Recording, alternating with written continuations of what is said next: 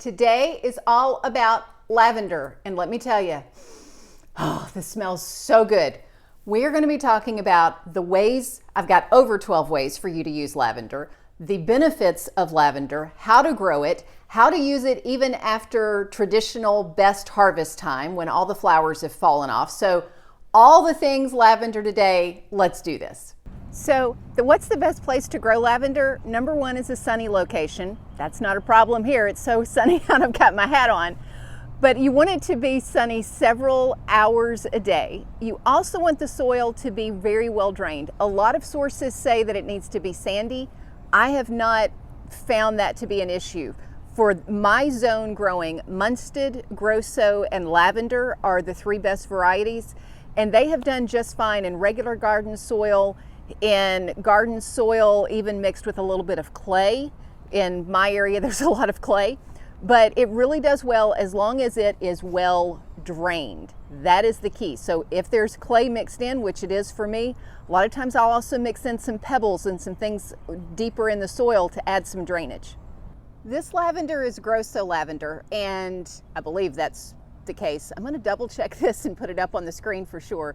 This plant got huge. There was about a 24-inch diameter from pretty much right here at the front where the camera is to in the back here. So about 36 inches in diameter is how large this plant got. So make sure that you give these lavenders plenty of space. All right, so let me show you when to harvest and when not to harvest. The stems that you do not want to harvest are like this, where really nothing is opened at all. Let me find one that is fully opened, because that's too late, but actually I'm not finding any like that.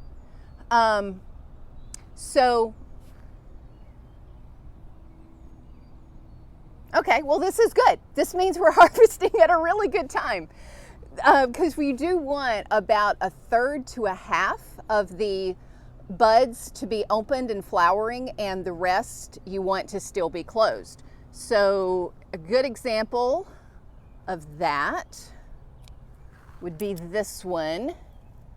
So I don't know if you can tell or not, there's several that are still closed, a few that are opened. Let's see if the camera will get that in focus for us. A few more that are opened.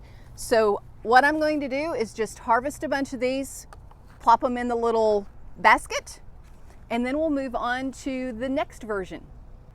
This plant I have definitely let go too long before harvesting, so I'm going to show you what it looks like for that.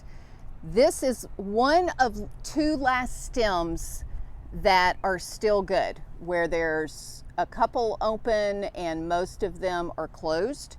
Most, however, have already opened and dropped their flowers, and now they look really bland and dead and dried. Now, lavender does come in different colors, so just because it's not bright purple doesn't mean that it's not good and usable. But this still has a lavender scent. When you crush it, it still has a strong lavender smell, so it can still be used. It's just not going to be quite as pretty. And from a medicinal standpoint, it's not going to be quite as strong because it's already completely flowered. This variety is the one that is bright purple, and I harvested a lot of it a few weeks ago when it was in perfect condition for harvesting, and gave some to a friend, and I'll tell you about that when I'm inside. That was so fun, so beautiful being out there with all of this lavender, harvesting it and bringing it in, and everything smells so good right now. I'm going to talk us through what I'm going to cover so that you can fast forward to a particular area if you want. We're going to be talking about the lavender itself, what it looks like, the different types that I grow. So if there's a particular type that you want to grow for a particular purpose, you'll be able to do that. Also, we're going to talk about the different uses in food, in your personal care, in your home care even. And I'm also going to share the books with you that I love to learn about lavender with. All right, here we go. First off is grosso lavender. As you can see, this is what it looks like fresh. And let me see if I can pull one that you can really get a good look at.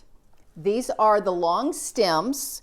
So this is something I would have on my mantle. In fact, what I started this video with, these dried ones, these I put up on the mantle, and this is what the exact same thing, I harvested these about 3 weeks ago, and this is what it looks like dried. So that just went right in the middle of my face, didn't it? So just giving you a comparison, definitely the color is brighter on the fresh versus once it's dried. Just keep that in mind depending on how you're wanting to use your lavender.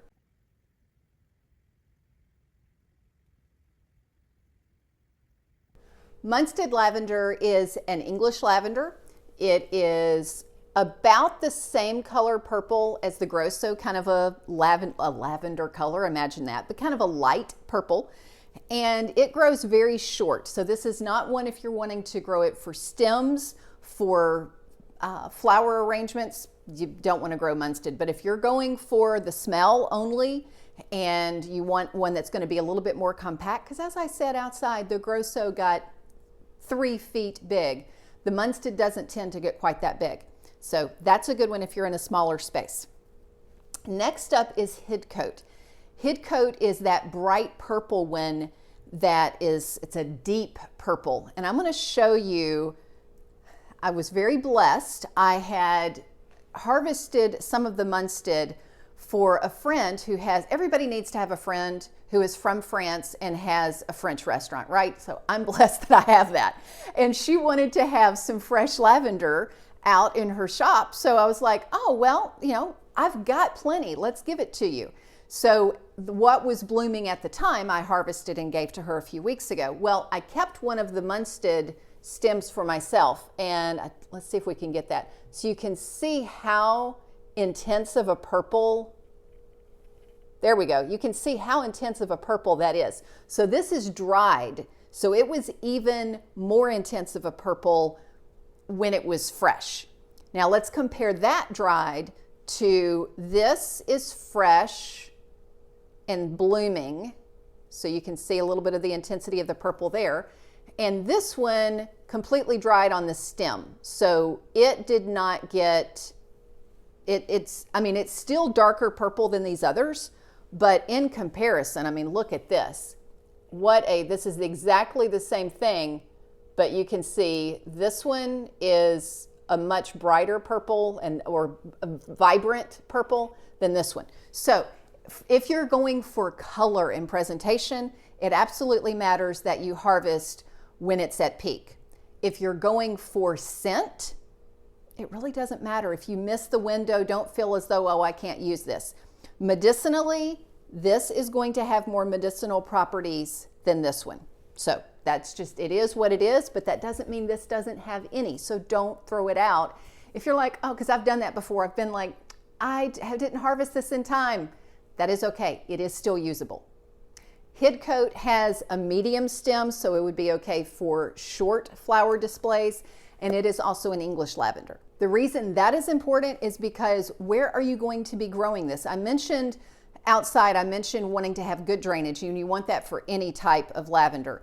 But because I live in zone 7, that means we have pretty cold winters. So I have to have lavender, Munstead, grosso, and hidcote are 3 that do really well at surviving cold winters. Whereas a traditional French lavender, it would get wiped out the first time we had a freeze. Now comes the really fun part, how to use it. I have put some water on to heat because I want us to be able to, of course, have lavender tea. That's a very good way to enjoy lavender internally for calming nerves, for calming your digestion. Also, from a cooking standpoint and cleaning that we'll get to in a little bit, is lavender infused vinegar. So let me show you what I did first. This is lavender that I got a while back, harvested a while back, put lavender on the bottom and just white vinegar on the top, sealed it, and let it infuse and sit for a while. Now we're ready to use it. So I've just got a little glass jar. This is a strainer so that the lavender catches there. Put that down in there. Take off my lid. Do this very carefully.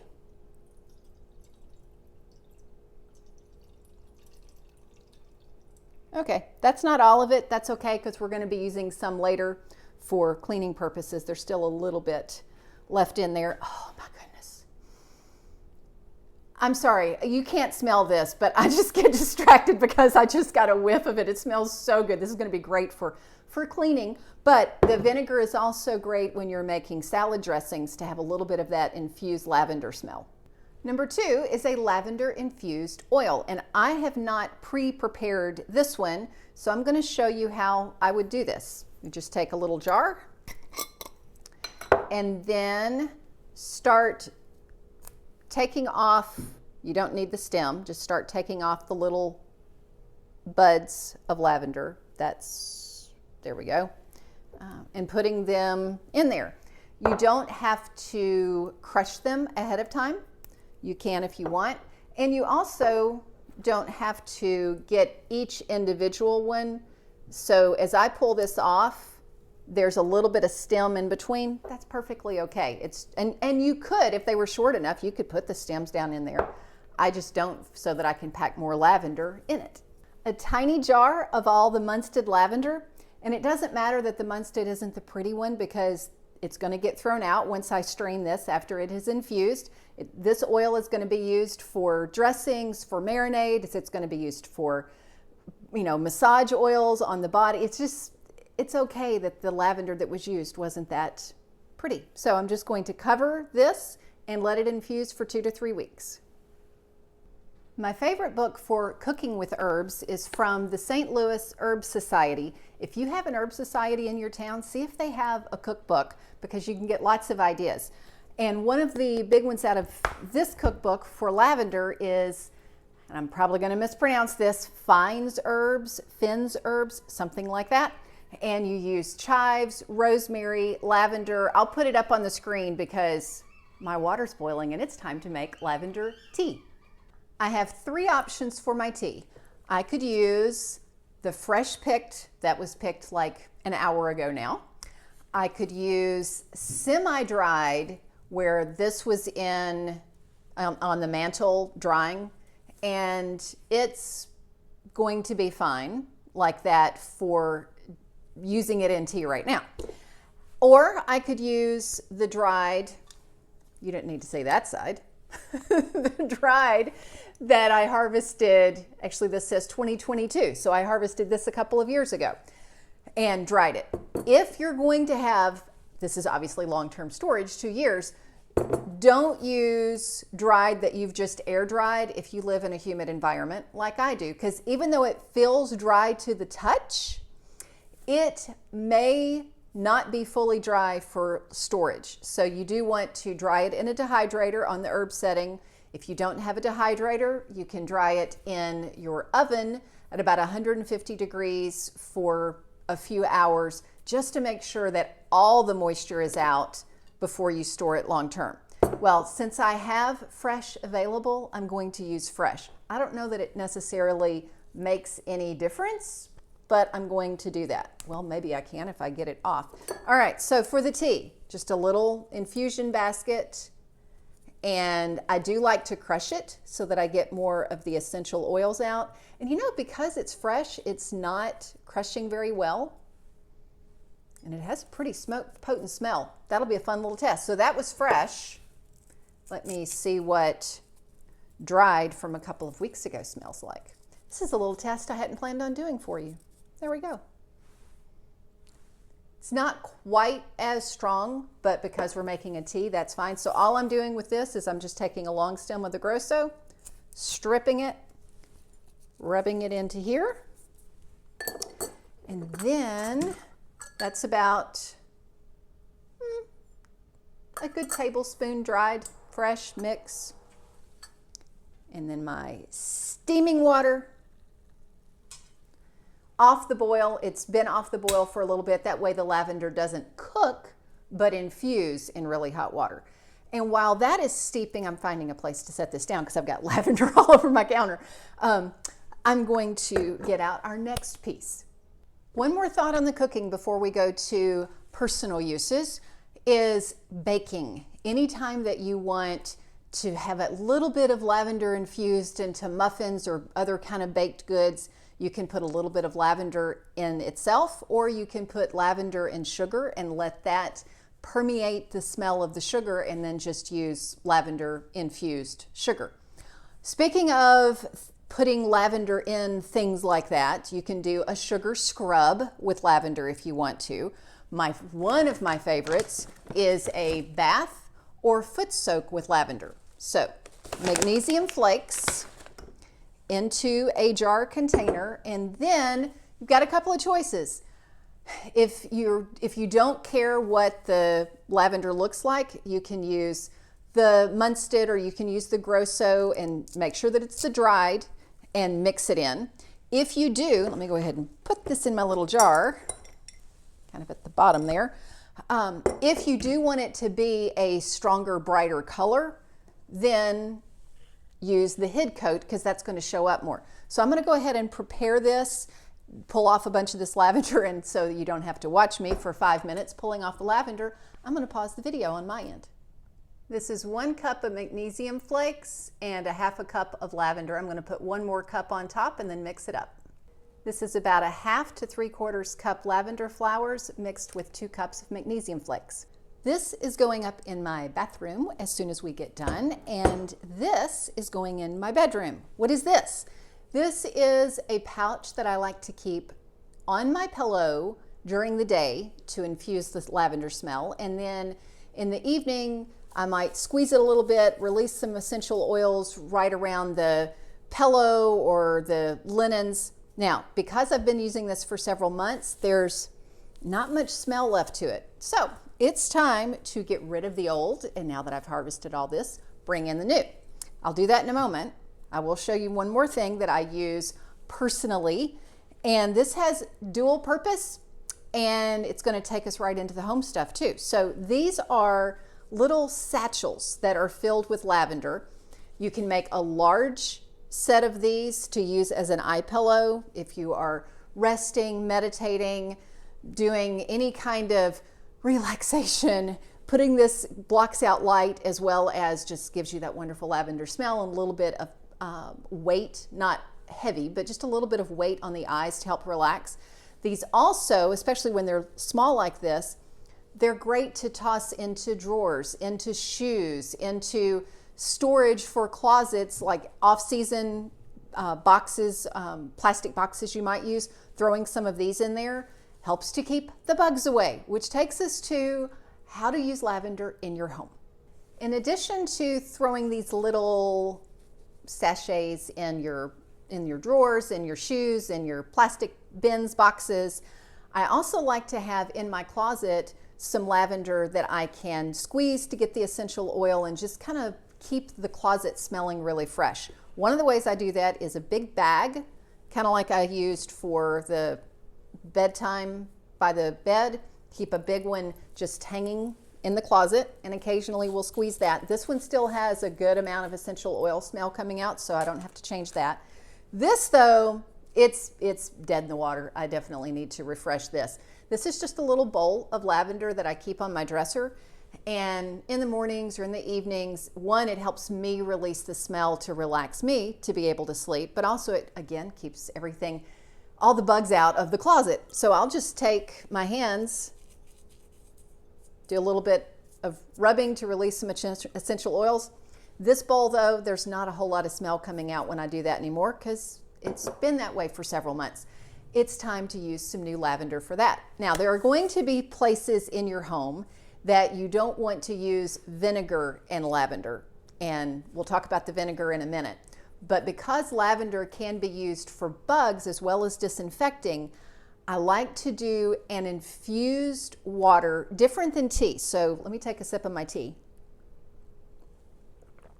It's going to be a little bit lighter than the tea because I'm not going to use as hot of water. This water's been cooling for a little while now, but it's still warm. I'm going to put a lot of lavender in here, put some really warm water, and let this infuse for probably 24 hours or so. And then that becomes, from a personal care standpoint, a little face spray that you can use to refresh yourself on a hot summer day, but it's also good to spray around baseboards, anywhere that you're wanting to have some lavender scent, but that you don't want to use a vinegar-based cleaner. This is also great to spray on bed linens. If you don't want to use a pouch like this to squeeze, you can just spray some of this on your pillow or bed linens because it's just water and basically water and essential oils. Speaking of essential oils, I want to show you 2 books that I love on herbs and aromatherapy. One is the complete book of essential oils and aromatherapy.